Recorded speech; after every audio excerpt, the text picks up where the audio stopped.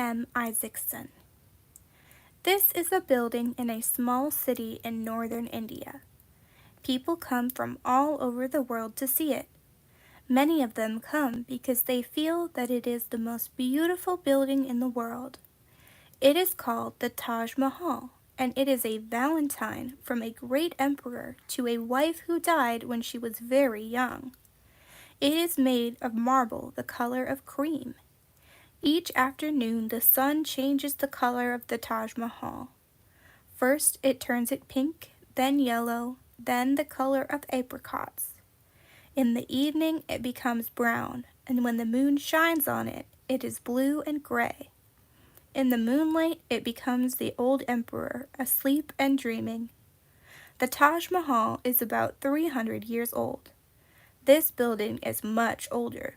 It was built about 2,500 years ago and stands on a white marble hill in Greece. Because it too is made of white marble, it seems to grow out of that hill as though it were a group of great trees standing in a small forest. It is called the Parthenon in honor of an ancient Greek goddess. Though it is made only of marble posts called columns and a very simple roof, it is just as famous as the Taj Mahal and has just as many admirers. Many people feel that it is the most beautiful building in the world. This building is also very famous. It is in a French city near Paris called Chartres. Its name is Our Lady of Chartres. One part of it is almost 900 years old, and so it is older than the Taj Mahal, but not nearly as old as the Parthenon. It is made of a hard stone that is not very friendly and has many moods. On a sunny day with fast-moving clouds behind it, Chartres looks like a great ship sailing along against the sky. But on a dark day, it can be cold and gray and a little frightening. Chartres is another building that many people feel is the most beautiful of all. In many ways, these buildings are alike. All of them are places of worship. The Taj Mahal is a mosque, the Parthenon is a temple, Chartres is a church. Each was built in honor of a woman. The Taj Mahal honors a young wife, the Parthenon honors a young goddess, Chartres honors a saint. Finally, all three are very beautiful. In other ways, however, they're not alike at all. The Taj Mahal sits in a riverside garden with pools of water to reflect its soft shapes. The Parthenon is short and as powerful as a king on a mountain throne. Chartres is hard and sharp, with towers tall enough to slice open the sky, towers so tall that you can see them from afar, long before you see the great cathedral beneath them. These wonderful buildings tell us many things about beauty. First, they tell us that there are many kinds of beauty. There is beauty in buildings that look soft and creamy, in buildings that look short and strong, and in buildings that are sharp and tall. They also tell us that all beautiful buildings, indeed all beautiful things, have a magical feeling about them. That feeling is called harmony. A building has harmony when everything about it, its shape, its walls, its windows and doors, seems just right. Each must be a perfect companion for the other. When each suits the other so well that they come to belong to one another, the building is a work of art.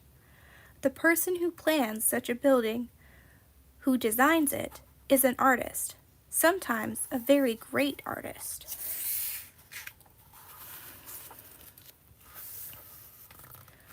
A word from the author. Buildings Are Restless by Philip M. Isaacson. Buildings are restless. They're always on the move, always changing. Each time we look at them, they seem a little different. Early in the morning, they're washed with golden light. Late in the afternoon, they reach out and catch long shadows.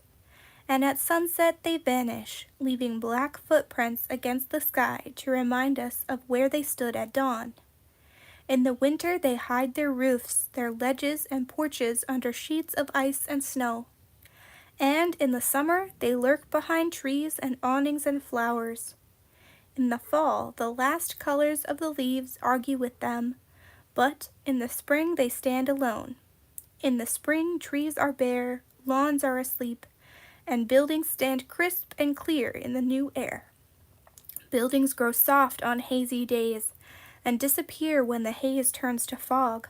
On rainy days, they stand on their heads in the puddles around them, and, if they're near a river, they race upstream as quickly as the river flows by them. When they're being repaired, they often pull soft, silvery sheets over themselves. Some buildings twirl, some drill their way into the sky, and some bump the sky aside.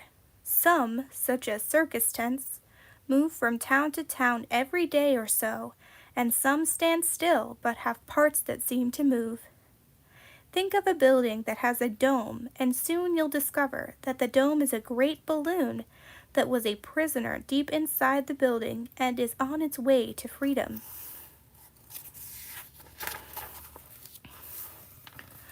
Of course, buildings don't really hop around or vanish into the sky, but they do seem to move. Light, weather, the seasons, water, even trees change their looks and make them dance for us.